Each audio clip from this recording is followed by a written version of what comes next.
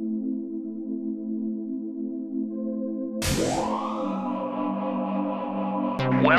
to the Mac's Future Weekly Podcast. All Apple talk and no chit-chat.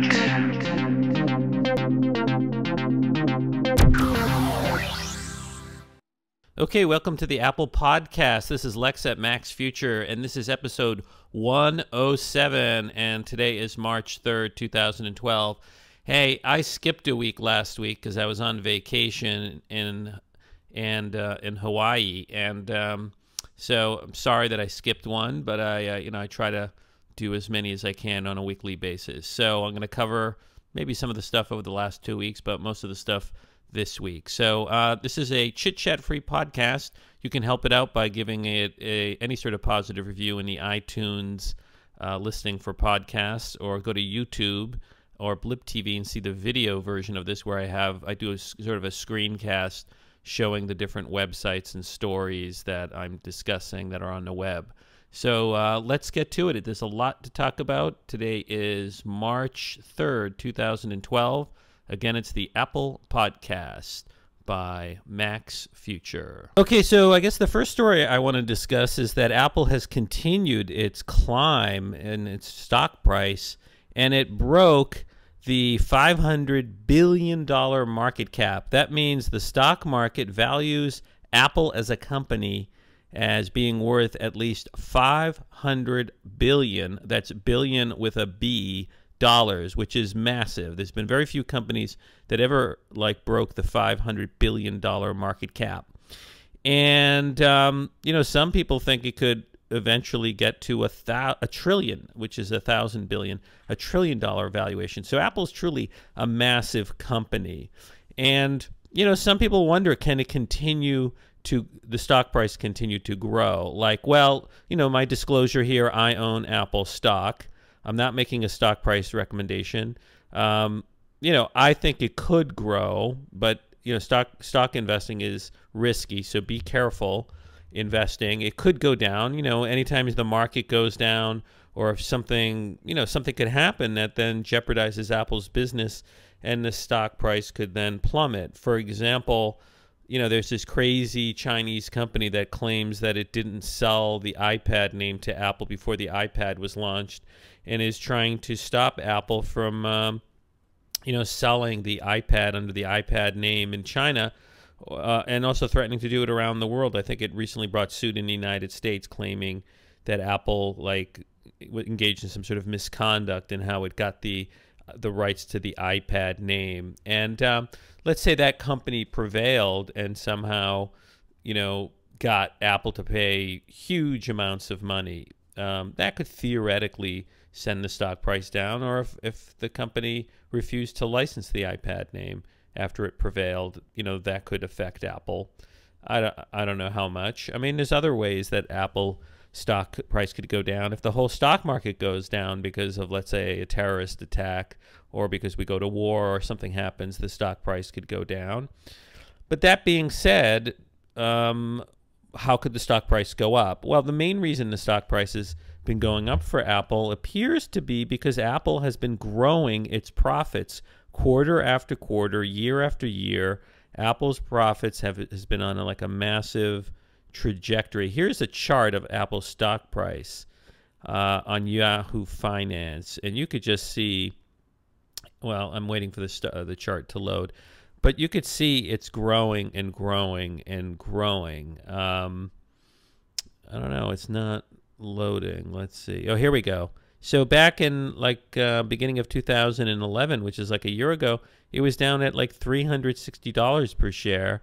And even as late as, let's see, even as late as November of last year, it was at $366. So since November of last year which is only 6 months from now ago, it went from $373 or so, $366 to $540. I mean, that's pretty massive climb. But what's going on is that Apple's profits, its quarterly profit, is growing and growing and growing.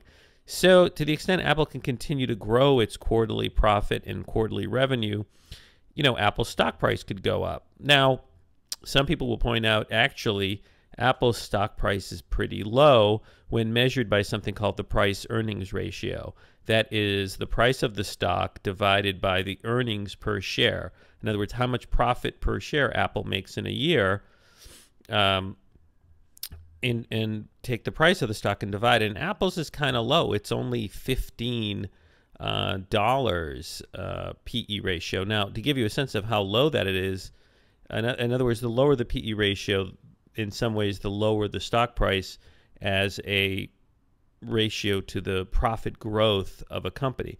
Let me give you an example. The one that I always like to point out is Amazon. All right, so here's Amazon's stock price chart. And if you look over here, Amazon's price-earning ratio is really high. It's 130. So that means that the price as a ratio to how much profit it earns per share is like 130 times greater, while Apple's is only 15. So Apple, in terms of its current price, is pretty low PE ratio. And if Apple continues to grow its profits, the stock price will go up. So the question is, can Apple continue to grow its profits? I mean, Apple's had some pretty amazing, profits if you think about it. Like if you go to the key statistics for Apple on Yahoo Finance for the fiscal year ending September 24th, it basically says look at the profits. The quarterly earnings growth that Apple has had is 117%, and the net income, the gross profit was $43 billion, okay, for that period, for that fiscal year, $43 billion. And remember, I think Apple had in one quarter like $15 billion, last quarter. So the question is, how can Apple continue to just grow its profits? And, it could. Tim Cook, the CEO now, basically at a conference call with at Goldman Sachs conference, basically said, look, the iPhone is only a small percentage of the smartphone market in the cell phone market. So Apple could continue to grow in the smartphone market, and the smartphone market itself could continue to grow. Similarly, Apple has now sold 55 million iPads, but with the iPad 3, you could see more and more people replacing their regular computer with an iPad 3. So that's another area of growth. And then, of course, Apple has only a teeny percentage of the desktop, or the regular computer market. Macintoshes only make up a small percentage. But as people become more and more comfortable with the iPad and the iPhone, particularly enterprise, like that's government or businesses, they may switch over to Macintoshes. So there could be growth there. And then, of course, Apple could introduce new products like the fabled, real Apple TV. And the Apple TV could grow. I mean, it's only sold, a couple of million units of the little box that's the Apple TV, but that could continue to grow. And Apple could continue to make other products. So, and also enter new markets, like take for China. Now, the smartphone market, Apple just recently has a second carrier carrying the iPhone. But the biggest carrier in China is China Mobile. And the iPhone is not officially sold on China Mobile. So at some point, if it strikes a deal with China Mobile, which is the biggest cell phone provider in China, Apple could have a lot of additional sales there. So the bottom line is, look, any stock investment is highly risky. Apple's price could go down, but also it could go up. I think there is a basis for it to go up.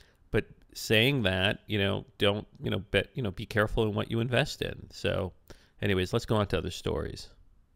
Now, in the face of prior criticism that Apple's using contractors in China that are maybe, not paying that much money to people who are building Apple products and underpaying them, Apple appears to have gone on a little PR offensive, pointing out how Apple's actually creating jobs, particularly in the United States. And so Apple has this website on its domain at apple.com/about/job-creation /. And if you go to that, Apple put up some interesting statistics. It's the heading is Creating Jobs Through Innovation, and there's a picture of the United States, and it says 514,000 U.S. jobs created or supported by Apple. And it says here, throughout our history, Apple has created entirely new products in entirely new industries by focusing on innovation. As a result, we've created or supported more than 500,000 U.S. workers, from the engineer who helped invent the iPad to the delivery person who brings it to your door. So Apple, the breakdown is this. It says that there are 304,000 current jobs ranging from engineering to manufacturing to transportation that involve Apple, and that there are 50 states with full-time Apple employees, and that there are 210,000 iOS app economy jobs. So that's kind of interesting. It goes on to say U.S. jobs supported by Apple.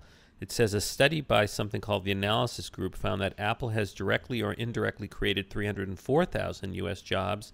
It says these jobs spread across all 50 states, including thousands of jobs in numerous industries, from the people who created components of our products to the people who created the planes and trucks that carry them to our customers. For example, this figure also includes workers in Texas who manufacture processors for iOS products, Corning employees in Kentucky and New York who create the majority of the glass for iPhone, and FedEx and UPS employees.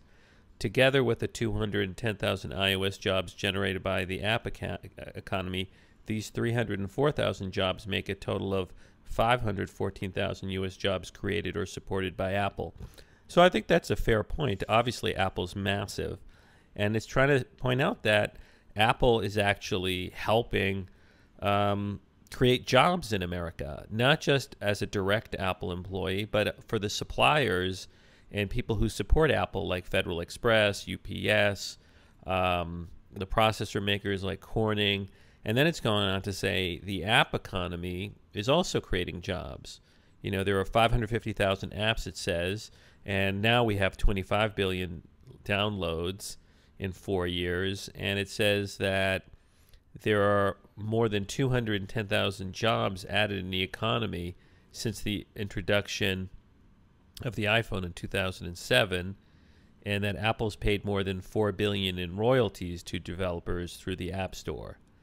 So, you know, it has had an impact, and I think it has had an impact. Obviously, there's a cottage industry supporting apps on the iPhone. In terms of jobs at Apple, it gives a breakdown. There are 70,000 employees who work for Apple worldwide, and of the 70,000, 2/3 work in the United States. So there's 47,000 jobs, you know, actual jobs at Apple in the United States. And just in 2011, the jobs at Apple have increased by 7,800. And since 2008, Apple's added 19,500 employees. Goes on to also say there are 7,000 construction jobs projected to build Apple's new Cupertino campus. Now, for the retail stores, here's some interesting numbers. It says there are 27,350 U.S. retail employees. They have 246 U.S. stores in 44 states. And there are 100 plus locally hired employees per store on average. So each store has at least 100 employees. And in New York City, or the greater New York area, there are 4,000 Apple retail employees. And it says in the United States, there are 3,500 U.S. retail employees who have worked at Apple stores for more than 5 years. Huh. And in terms of phone support, there are 7,700 U.S.-based Apple Care advisors. There are 21 call centers in 15 states and 2,000 home-based Apple Care advisors. Oh, I didn't know you could be home-based. That's kind of interesting. And then there's 600 advisors working for Apple while earning their college degrees. So you can actually do this Apple Care stuff from home. That's kind of interesting. So anyways, I think Apple's point is that it's really having an impact on the economy in the United States, not just, you know, making these foreign. Maybe they're saying this also because Apple has been criticized for keeping the vast majority of its like $100 billion savings and profits overseas. So maybe this is to say, yeah, it's overseas, but look at all the jobs we're creating in the United States. You know, I think it's a good thing that Apple releases this information. Okay, so one of the biggest pieces of news this week is that Apple officially sent out invitation to select reporters and news services, inviting them to an event in San Francisco this coming March 7th, which I believe is Wednesday. And basically this is the, you know, they didn't say it, but clearly it's the launch of the iPad 3. And theloop.com, which is theloopinsight.com, which is kind of connected to Apple. It's not officially part of Apple, but the guy who runs it, Jim Dalrymple, he gets a lot of scoops. And he got invited, and he showed a picture of the digital invitation. And the invitation is, let's see if we can zoom in here. It's basically a picture of a finger on what looks like the iPad, and the finger is on the calendar icon, and you can also see a little bit of the keynote icon and also the maps icon, and it says, "We have something you really have to see, period, and touch, period." So clearly it's going to be the iPad 3, and there's been wild speculation as to what does the invitation mean. You know, in the past, people try to look at the invitation and you know, think they see something in it. But I think it's pretty clear, you know, based on the leaks and the rumors, that we're going to get the following things. We're going to probably get a high-resolution screen, which has quadruple the pixels per square inch. That's because if you double the horizontal and vertical pixel, you're squaring. It's a mathematical squaring function, so you get 4 times as many pixels. So you're going to have this really high definition, beautiful screen. So everybody is pretty sure that that is going to come out. Now, what are some of the other things that could come out? Well, the iPad 3 could also have support for LTE cellular data. That's the next generation high-speed data cell phone connection that Verizon, AT&T, and I think even Sprint offer. So the question is, will it have that sort of data connection in there? I think it could. Apple's resisted incorporating what's known as 4G data connection into its iPhone or iPad in the past because the 4G chips that companies like Qualcomm had been making take up a lot of power, and Apple doesn't want to sacrifice battery life for, let's say, higher, you know, data connection, because the Android phones have, some of them have 4G data connections, and they really are power hungry. Now, on the other hand, the iPad has a really huge battery that lasts a long time, so a lot of people, some people on the internet think that Apple will experiment with having 4G data connection first on the iPad and make the cell phone modem that's in there backward compatible with 3G. So my guess is that the iPad 3 will have a 4G data connection. So that's another thing that we're going to see. Now, I don't think you're going to see bigger storage. The current iPad 2 tops off at 64 gigabytes and starts at 16 gigabyte for the cheapest model. And I think Apple's going to stick with that. I don't think that SSD, that's the hard drive or the SSD drives that go into these devices, I don't think the price of those has really fallen much in the last year.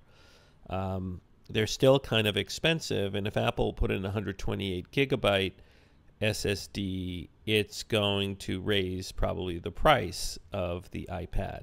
And Apple's really made a big push with storing things in iCloud. we have the iTunes Match where you can put 25,000 tracks on the internet. So I think Apple is thinking, look, if you want to have things like your movies or your songs, you're going to have them available in iCloud, And so I think that's what, I don't think you're going to see an increase in that. I do think you're going to see increased power performance in the processor chip and in the video processor.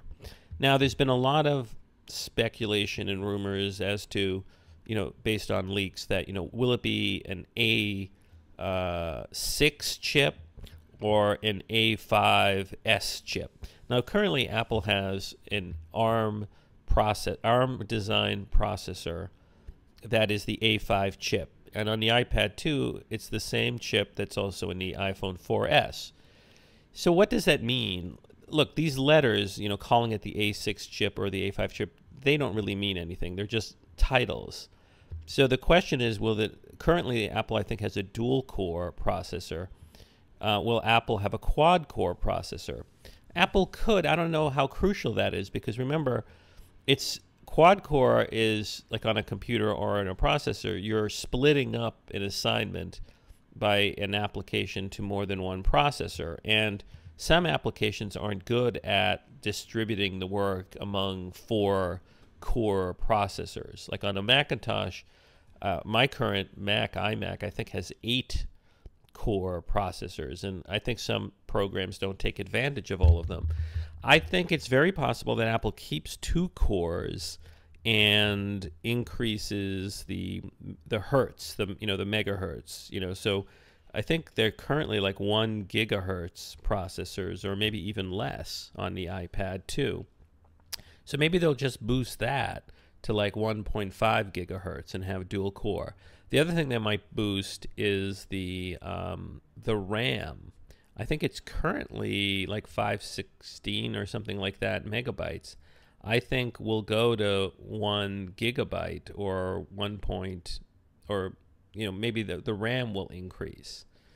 So, expect to see better RAM, video RAM, and the processor, both the video card processor and the regular processor, go up in power. And how they'll do it, I don't know. But whether it'll be quad core or dual core, I don't know. And I don't care because Apple's not about saying the iPad has these technical specs.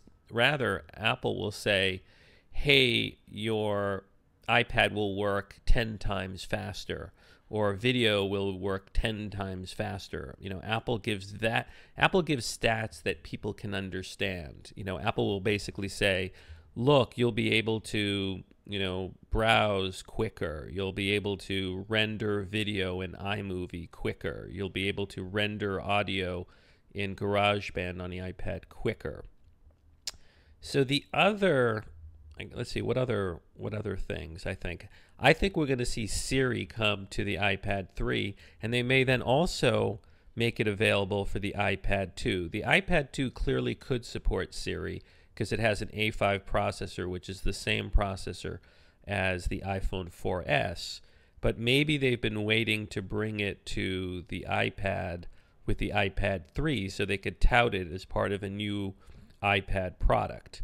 So definitely the iPad 3 will have Siri, and I am not so sure if the iPad 2 will then have it, but it could.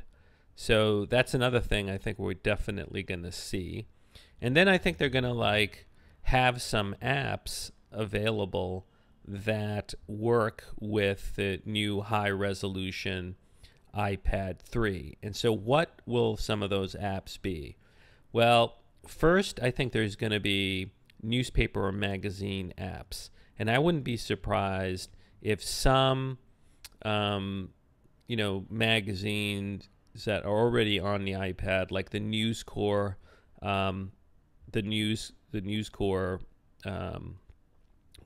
app on the iPad or magazine.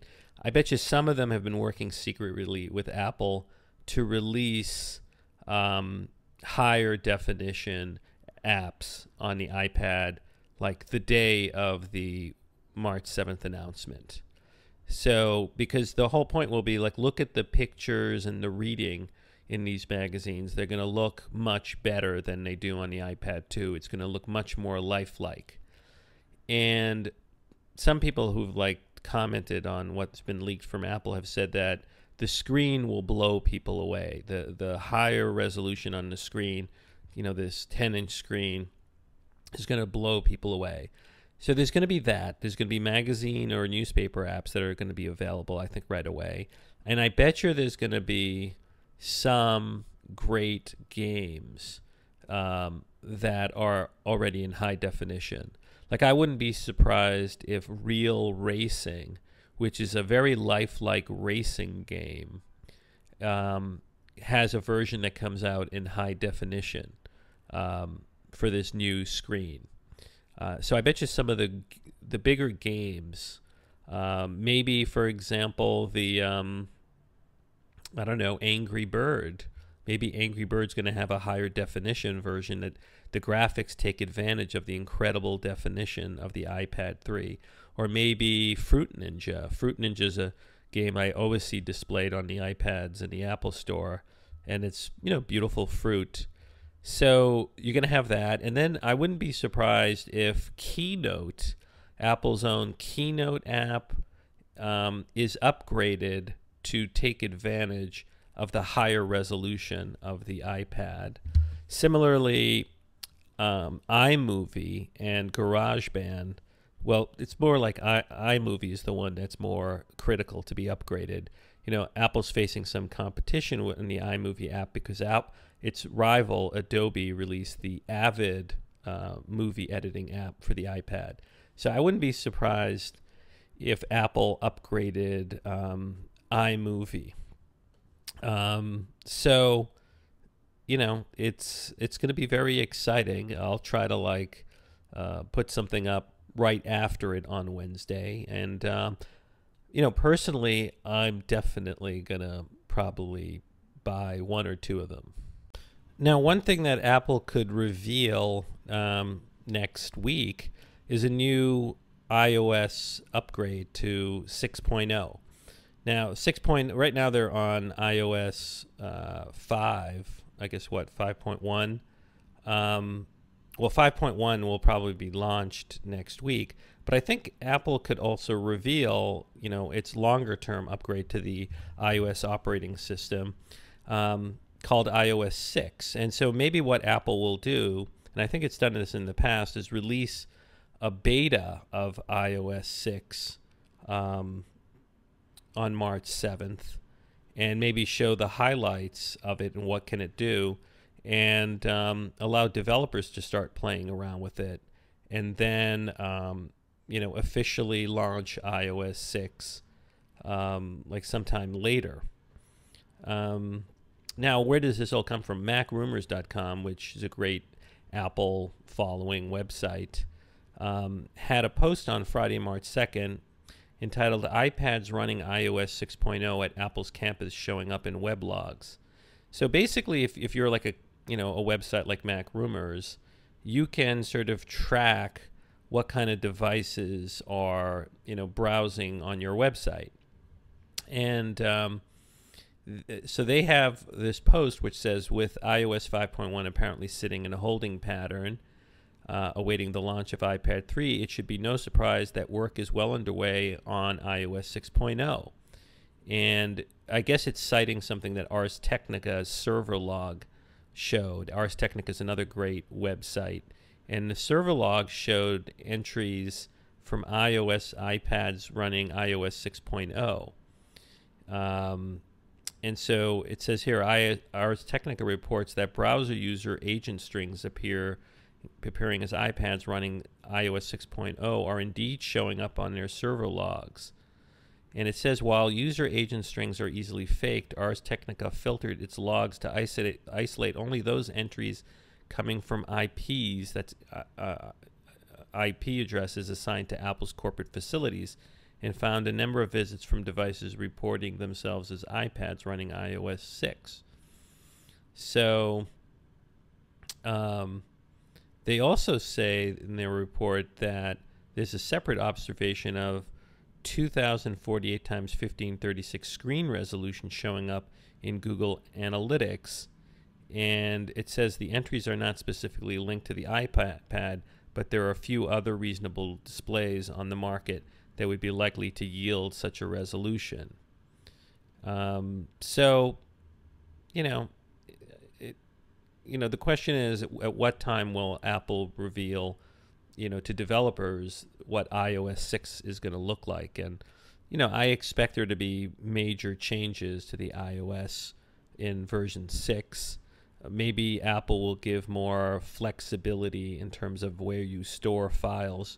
One thing that Apple may do is try to copy something that Windows Mobile or Windows 8 is going to have. This is Microsoft's operating system for both tablets and the desktop. Microsoft's going to make it easy for apps on its mobile platform or tablet platform for apps to communicate with other apps.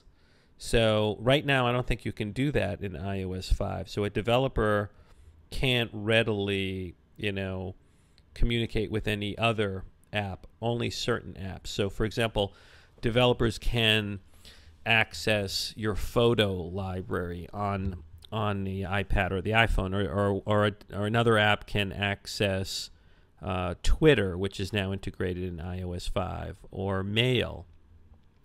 But what Microsoft is going to do is allow basically any app to allow itself to be communicated with other apps, So I bet you Apple does something like that radical in iOS 6, so that, for example, if somebody creates like the like a gaming app, they might make an API that lets somebody else connect and use data from that gaming app. So, I'm looking forward to iOS 6. I think it's going to be interesting. And that could be something that is discussed or previewed in some limited way at the event on March 7th. Okay, so something else that Apple could reveal on March 7th is a new Apple TV. Now the question is, is it going to be just an upgrade of the current version of the Apple TV, which is like at the size of a big hockey puck, or is it going to be a full-fledged TV? Now, MacNN.com, another Apple-centric website, had a post on, when was it? I think it was, I don't know, maybe today. But basically it says that a lot of retail stores were running out of Apple TVs, and now they're saying, after saying they weren't available, that Apple TV is going to be available on March 7th. So, here the story says, searches and rumors Friday gave further credence to beliefs that a new Apple TV was due side by side with a new iPad. Checks by The Verge, that's another website, noted that some Apple stores now listed online availability with an unusually specific March 7th date. Some listed it as in stocks, while others had a check availability that made the next round of supply unclear. And I think it's very possible, and here's why. Because if the iPad 3 has this higher resolution screen, then it's going to be able to run 1080p video. Currently, the iPad 2 runs only 720p video, and the Apple TV just runs 720p video. So if Apple is now going to be able to run 1080p video on the iPad 3, Apple's going to want to be able to send that 1080p video through AirPlay to the Apple TV. So it makes sense that the Apple TV would be upgraded to run 1080p.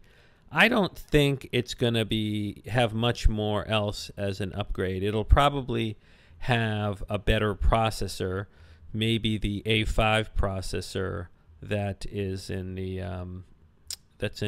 current iPad, or maybe the new processor that's in the iPad 3. So I think that's all you're going to see. in terms of an upgrade on the Apple TV. Now, what I would like, and I've seen no rumor of this, the thing that I would like Apple to do regarding the Apple TV is have it also be a Wi-Fi router. Because, see, the way AirPlay works is AirPlay works by having your iOS device be on the same Wi-Fi network as the Apple TV. But the Apple TV is a really powerful tool for AirPlay because you can hook it up to any real TV and then send, if you're on the same wireless network as Wi-Fi network as the Apple TV, mirror the screen from an iPhone 4S or the iPad 2 or the iPad 3 to the Apple TV. And this is great for presentations, for watching movies, for playing games. But one challenge is, like, let's say you want to take the Apple TV somewhere else and do this. Let's say you go on the road with it, and it's so small that you could, like, if you're in business and want to set up your own little, like, keynote presentation from the iPad and use the Apple TV to connect it to a projector, you actually have to bring a third device. You have to bring a Wi-Fi router, like the Apple, Apple Express or the Apple Extreme. And what Apple should do is have an Apple TV. Maybe you have two Apple TVs. One that has, and the only difference is that one Apple TV would have the ability to create a Wi-Fi hotspot right from the device, so that you wouldn't then have to get another Wi-Fi device to create the network. So how cool would that be? Where already the, I think you would have to, I think you could also have it connect to the internet. So in other words, the Apple TV would be a combination of the Apple Express router and the Apple TV. And I think Apple could do that. To me, that would be perfect, because then I could just take the Apple TV with me and not worry about having a Wi-Fi router to also plug in, and it would make it much easier, to use AirPlay. So this is my prediction. I mean, if I can think about something so practical like that, don't you think Apple is thinking about something so practical like that? And why would that be hard to do? I mean, I think router technology, Wi-Fi router technology, is pretty easy. Look, even a Mac can create an ad hoc Wi-Fi network just from a Mac. So why not from the Apple TV? It's so obvious. So I'm hoping and maybe predicting that Apple will add that feature to the Apple TV, because it just makes so sense. Now, in addition to announcing the iPad 3 and maybe a new Apple TV, I think Apple's also going to announce new content deals. If it's really pushing video and content for the Apple TV and the iPad, Apple's probably going to have more content available. And there's an interesting story on the New York Post that came out on March 1st. It says Apple throws weight around in TV negotiations. And it says here, while Apple harbors big TV ambitions, it's having a tough time getting media companies to play along. Apple is pushing ahead with plans to launch a streaming TV service by Christmas, despite making little headways in its negotiations with content providers, the Post learned. And it basically says that Apple's Eddie Q has been leading talks with content providers, which have largely balked at the tech giant's efforts to exert control over all aspects of the video service. So basically, what's going on is basically Apple wants control over the video and the content. We've seen this problem before with the music industry and the negotiations, and also the newspapers and magazines, but Apple really wants to transform how TV is done. And the rumor here is that eventually Apple's going to reveal a large TV, that has Apple TV built into it. Now, I don't think Apple's going to reveal that this Wednesday. Alex Lindsay on the Mac Break Weekly podcast, who is into video, I mean, that's what he does for a living, is video. he says he's heard that, look, in the industry, you don't launch a real TV in the spring. You launch it like in the fall, as people are gearing up for Christmas. So maybe that Apple in the fall is going to launch a real TV, but I wouldn't be surprised if they upgrade the Apple TV, the little box Apple TV on the 7th, that there's additional content on the Apple TV. Remember, in the past they added stuff like MLB, the baseball network, and the basketball network, as in addition to Netflix and YouTube and that sort of thing. And so I wouldn't be surprised if Apple, I don't know, maybe added Hulu, to the Apple TV, or added some other like video content that could be bought or rented or sold on the channels of the Apple TV. Now, something I've pointed out for a long time is that, look, you could have nothing on the Apple TV, but with AirPlay, you have everything on it, because more and more, I find it easier to just use the iPad apps through AirPlay to find content to put on the Apple TV in a big screen than navigate on the Apple TV and use one of the apps that are on the Apple TV. So that's the real secret of the Apple TV, is how well it works with the iPhone and the iPad. Because what's going on is really, to the extent you have any content on the iPad, you really do have it on the Apple TV. So we'll see, but I do think there's going to be some content announcements on March 7th. Okay, so the next thing I want to talk about is dear to my heart and really kind of upsets me, and I think it upsets a lot of iPhone users, particularly those like me who are grandfathered into an unlimited data plan with AT&T. So let me tell you about it. Let's go into it.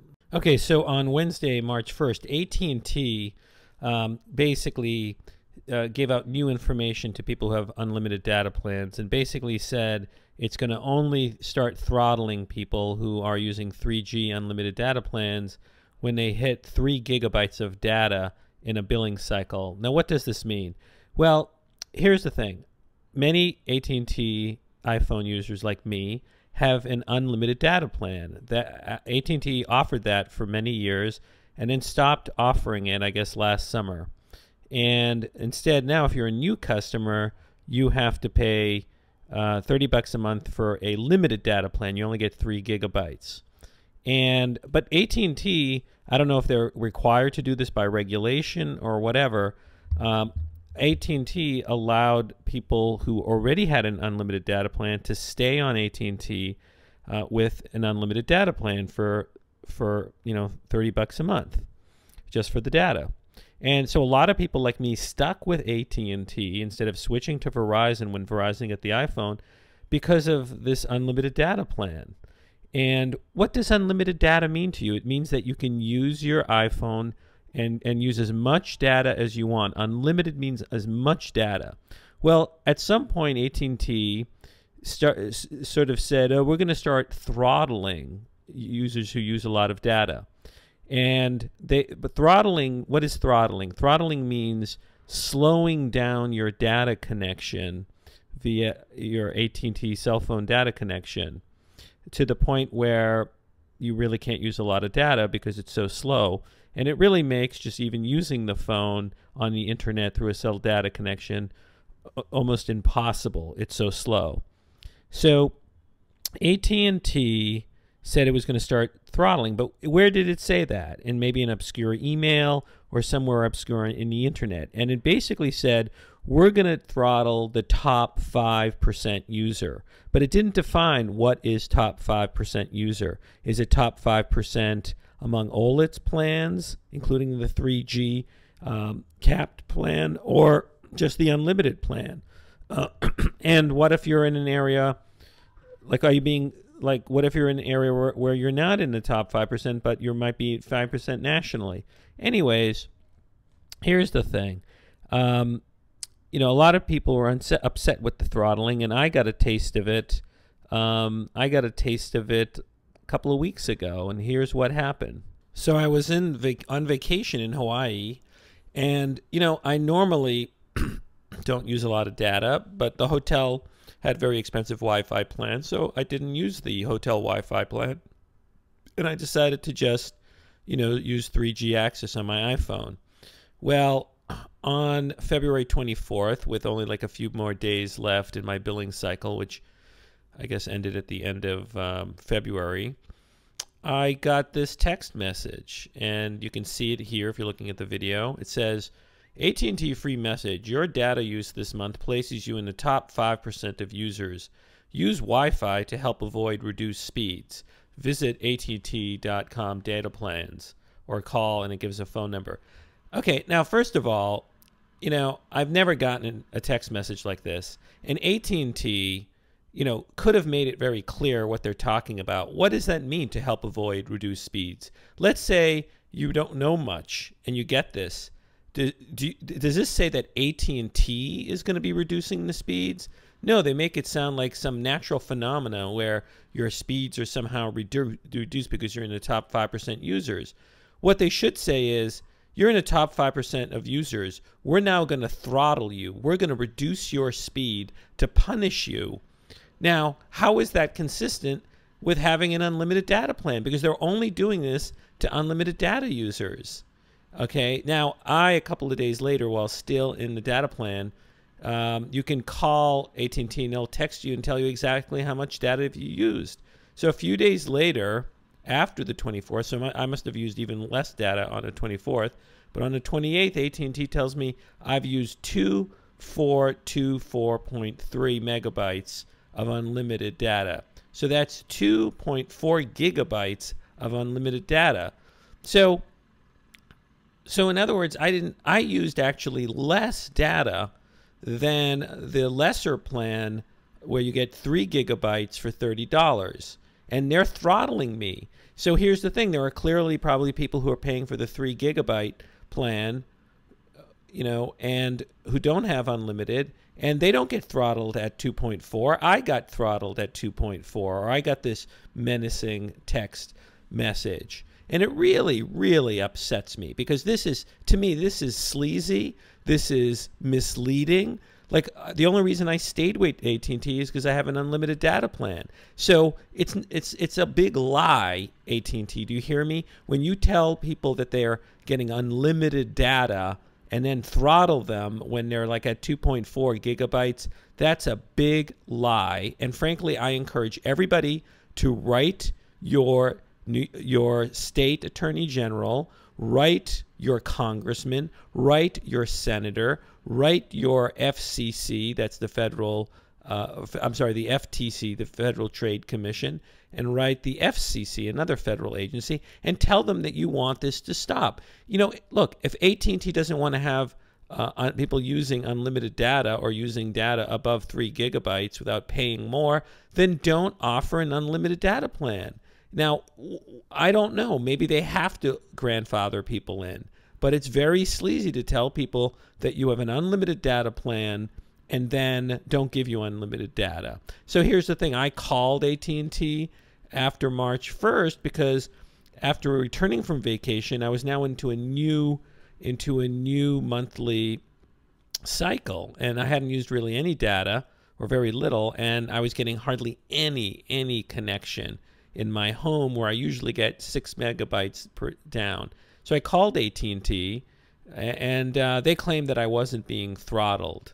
But what kills me is, where do they disclose that they're going to throttle you? If you go to the iPhone app, and maybe I could show you. Let me show you. Let me show you what's going on. Hold on a second. So when I was on the phone with the AT&T and complaining about this throttling bit, I said, listen, you guys have this great app on the iPhone, and if you're looking on the video version of this, I've opened up the app. And in this great app, which is supposed to be my base for understanding my AT&T wireless usage, there's a whole new section. There's a section called My Services, Frequent FAQs, and Bill and Pay FAQs, and Usage FAQs. So if you go to FAQs, under Usage, where does it say, where does it say I'm going to be throttled? And it's, for example, there's a section entitled, How can I find out how many minutes are left on my account? There's another one called, Where can I see the data usage on my account? What are nights and weekends? What are rollover minutes? How many rollover minutes do I have left on my account? Do I lose my rollover minutes? What is unlimited mobile-to-mobile calling, and how do I use it? So wait a second. So they have a section here about unlimited mobile-to-mobile calling.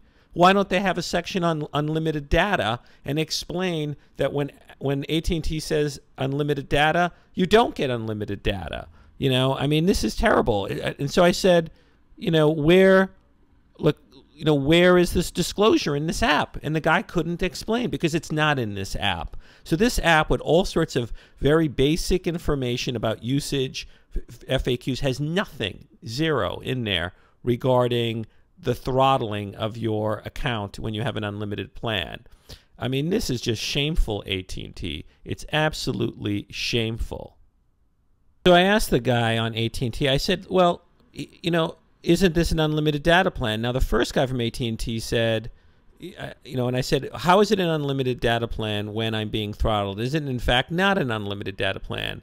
And the first guy said yes. Then they transferred me to a throttling expert, or the guy who deals with the throttling. And I said, well, when you throttle me and slow down my data connection, isn't it in fact it's no longer unlimited? So then the guy gets cute and says, no, it's still unlimited. You can still use data. I said, but you're greatly reducing the speed. And then he said, yes. I said, well, how much are you reducing the speed? And he says, well, I can't tell you. And I said, well, is there a website? Does AT&T on its website tell you how much they're throttling you, how much they're going to reduce your speed?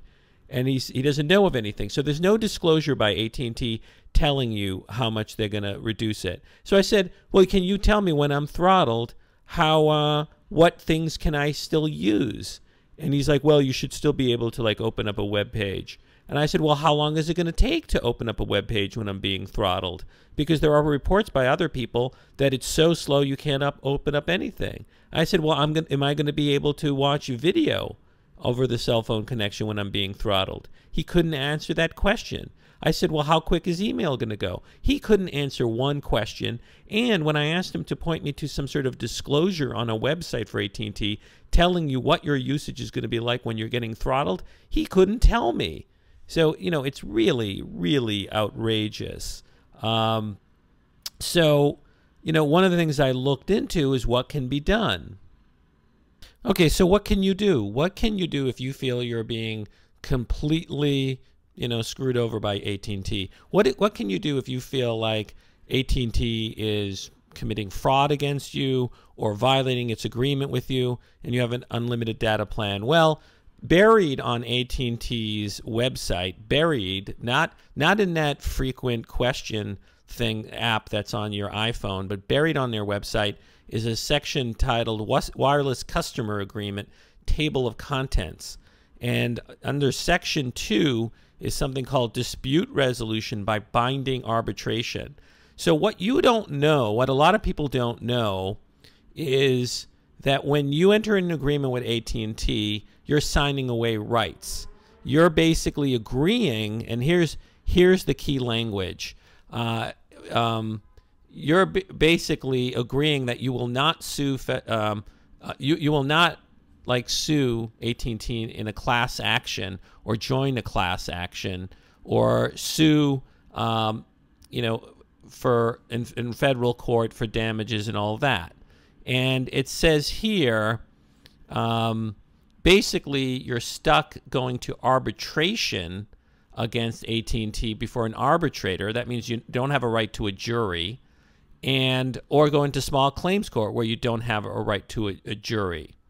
So basically, AT&T is limiting your rights when you sign one of these agreements, because it's only giving you, and a lot of people don't know this. Come on, how many people, when they're entering into a wireless agreement, read this fine print and understand? It's not like the Apple Store or anybody at AT&T is saying to you, oh, by the way, you're agreeing that, no matter what we do to you, you have to go before an arbitrator, and you can't have a jury because AT&T doesn't want a jury, because you know what's going to happen? A jury sees conduct like this, and a jury is going to award massive damages against AT&T for this kind of conduct, right? So basically, they have this. Now, they basically say you can go before an arbitration, and if you do not seek more than $75,000 from AT&T, AT&T will pay all costs of arbitration, including and if you get more in the arbitration from what AT&T, well, basically it says in arbitration you're entitled to recover attorney's fees from AT&T to at least the same extent as you would in court. So, it's really kind of sleazy. Now, if you go into the arbitration agreement, it basically says, you can either go to arbitration or you can go to small claims court. And again, you can't be part of a class action. Now, what's a class action? That's where a lawyer says, look, millions of people are being affected by this, so let's consolidate it in one action and let me sue on behalf of the millions of people. No, AT&T doesn't want that, so they're making you sign away that right. Now, one guy, though, recently scored a massive victory against AT&T. Okay, so as recorded on the TUAW.com website, recently a guy named Matt Spaccarelli scored a victory against AT&T. Now, this guy, he had an unlimited plan, and he was being throttled, so he went into small claims court. Your agreement with AT&T allows you to go into small claims court as opposed to arbitration, but you can't get a right to a jury. You don't have a right to go into like a higher court under the agreement with AT&T. And he represented himself, and the judge awarded him $850 in damages against AT&T. And this victory was sort of reverberated throughout the internet, and people were saying, like, we should sue, we should everybody should go into small claims court. So $850 isn't going to bankrupt AT&T, but if millions of people bring small claim suits against AT&T and score $850, that would be pretty significant. But here there was some fallout from this, and let me get to that. Well, I think it was a fallout from that lawsuit. That $850, I think, affected AT&T, particularly the publicity, because I think a lot of people are furious at AT&T. So on March 1st, AT&T supposedly clarified its data throttling and said, instead of just throttling you if you're in the top 5%, we're going to make it clear that we're going to do it when you hit 3 gigabytes when you're using 3G data. And when you're using an unlimited plan on the 4G service, we're going to throttle you and reduce your speeds after 5 gigabytes. Now, this is a little better in the sense that at least you know how much data you have to use before you'll get throttled, but it's still sleazy. It's incredibly sleazy of AT&T to call something an unlimited data plan and then slow down your data usage when you go over a certain amount. That's not unlimited. Imagine if you went to an all-you-can-eat buffet, told you could eat all you want, but then said, look, after one sandwich, we're going to come over and limit you to the just the potato chips. You can't have any more sandwiches. It's not all you can eat. After bringing you into the restaurant and telling you it's all you can eat, we're now telling you it's no longer all you can eat. And, it's outrageous. So this is a little better, but it's still outrageous. Write your congressman, write the FCC, or do this. I went to this. There's an online petition. Go to this online petition at change.org /petitions at-t-stop throttling. Anyways, there's a petition you could sign at change.org sign a petition for AT&T to stop throttling data speeds on plans with unlimited data. And they'll send a letter to AT&T, and you know, I think it doesn't hurt, but we got to do something, folks. This is just really sleazy. Look, AT&T should just come out and say, if they can, I don't know, maybe they can't. Maybe by regulation they have to keep us grandfathered in. But clearly what's going on is they're trying to push us out of unlimited data.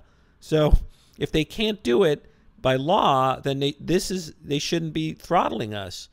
On the other hand, if they can switch it, why don't they just say, look, you're no longer going to have an unlimited data plan? I need to research this more. What I don't understand is if AT&T is no longer offering the unlimited data plan, and it obviously doesn't like it, why does it allow us to continue to have it? It could be that by regulation, they have to grandfather it in and give it to us, but I'm not so sure about that. So anyways, this has really upset me, and it probably upset other people who are iPhone users, and you know, people should complain about it. Okay, so that's it for episode 107 of the Apple Podcast. This is Lex at Mac's Future. Again, this is a chit-chat-free podcast about all things Apple. And again, you can support it by giving it any sort of positive review in the iTunes store, or take a look at it on YouTube or on Blip TV. And any positive feedback would be greatly appreciated. Again, sorry I was on vacation last week. I'll try to keep this show on a weekly basis. And see you next week. Lex signing off.